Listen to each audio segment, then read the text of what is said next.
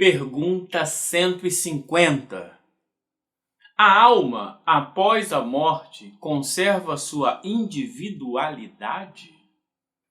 Resposta: sim, jamais a perde. Que seria ela se não a conservasse? Isso é importante porque alguns espíritos equivocados colocaram não na alma, mas no corpo espiritual, no envoltório espiritual da alma, chamado perispírito, a memória, as faculdades, o pensamento. E os espíritos superiores dizem: se ele não conservar sua individualidade, o que seria ele? Seria nada. Então não, a alma conserva sua individualidade. Ela jamais a perde. É um traço característico do ser. Nenhum ser tem a individualidade diferente de outro. Mesmo porque, se tivesse, não seria individualidade, né? Seria coletividade. Então, o ser conserva suas características. Então, eu serei eu para sempre, ok? Serei o eu melhorado, mas serei eu para sempre. Então, a individualidade não se perde. A faculdade, a capacidade de pensar, de raciocinar, o ser moral, todo o progresso intelectual e moral que eu tenho jamais se perde. Mas tem a narrativa de que o espírito no mundo espiritual foi convencido a virar cachorro, lobo, sei lá.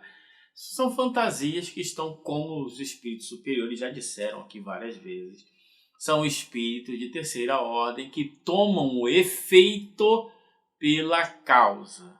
O espírito ele pode emular ser lobo, ele pode se imaginar ser lobo, ele pode fingir ser lobo, lobisomem, pé grande, chupa-cabras, ele pode pensar, acreditar, né?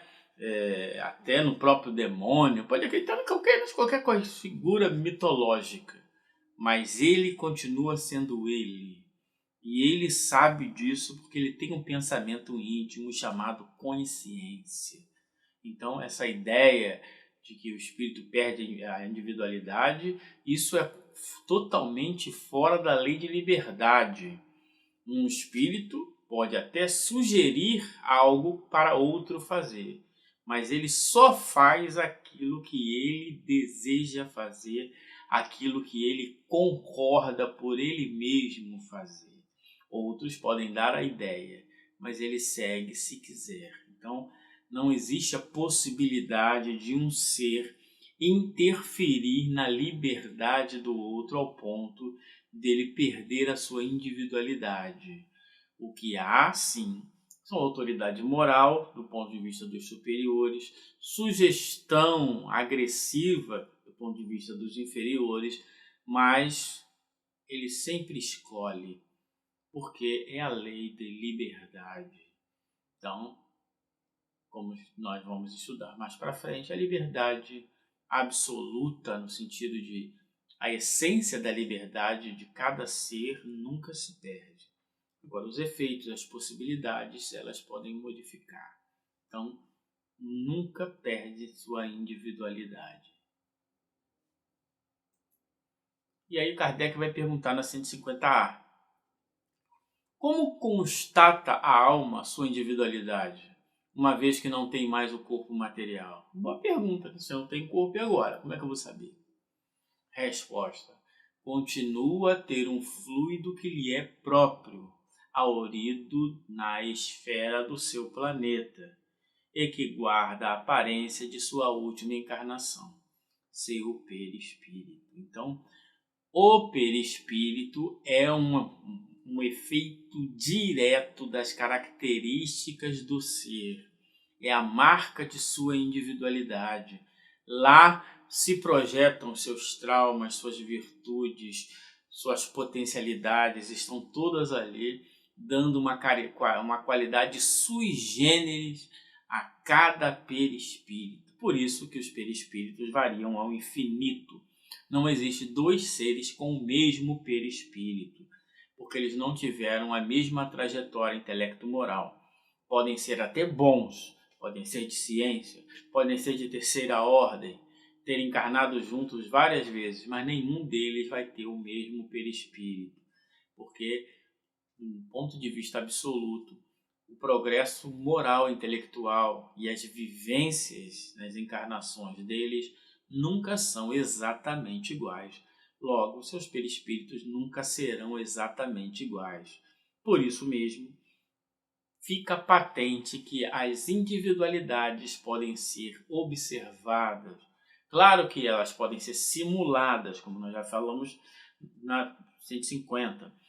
Podem simular aparência, pode simular bondade, pode simular erudição, mas o marco característico de cada ser não se perde. E essa é uma questão muito legal, muito importante. Pergunta 150b. A alma nada leva consigo deste mundo? Nada, a não ser a lembrança. Olha lá. A lembrança, a memória é uma característica da alma, do ser, do espírito, do princípio inteligente. E o desejo de ir para um mundo melhor. Lembrança cheia de doçura ou de amargor, conforme o uso que ela fez da vida. Quanto mais pura for, melhor compreenderá a futilidade do que deixa na terra. Essa última frase é muito importante. Quanto mais puro, melhor compreende a futilidade das coisas da terra. Mas quando nós vemos as narrativas de espíritos de terceira ordem na erraticidade, no mundo moral, no mundo espírita, nós vemos muitos tentando emular a vida aqui na Terra. Mas por quê? Porque são espíritos de terceira ordem. Ainda não conseguiram compreender a futilidade das coisas da Terra. Então vai querer fazer casinha, com cerquinha, graminha, com cama, com não sei por quê. São espíritos que ainda estão muito presos aos referenciais materiais. Naturalmente, nos viveiros da vida eterna, eles vão querer emular a vida como a que era. E algum espírito de terceira ordem, pegando os efeitos pela causa, vão dizer que lá é exatamente como aqui. Mas não do ponto de vista espiritual, mas sim do ponto de vista material. Mas é um equívoco. Então, o espírito só leva a lembrança, nada mais. E suas venturas, suas desventuras, que são questões morais, ok? Tirando isso, nada mais leva. Claro que pelas criações fluídicas, ele pode querer criar um mundo particular, como tem várias narrativas nesse sentido. Não há problema nenhum, desde que se admita e se constate que são espíritos de terceira ordem. Consequentemente, temos que dar os devidos descontos às narrativas desses espíritos. Não é o mal, é a ignorância. Okay?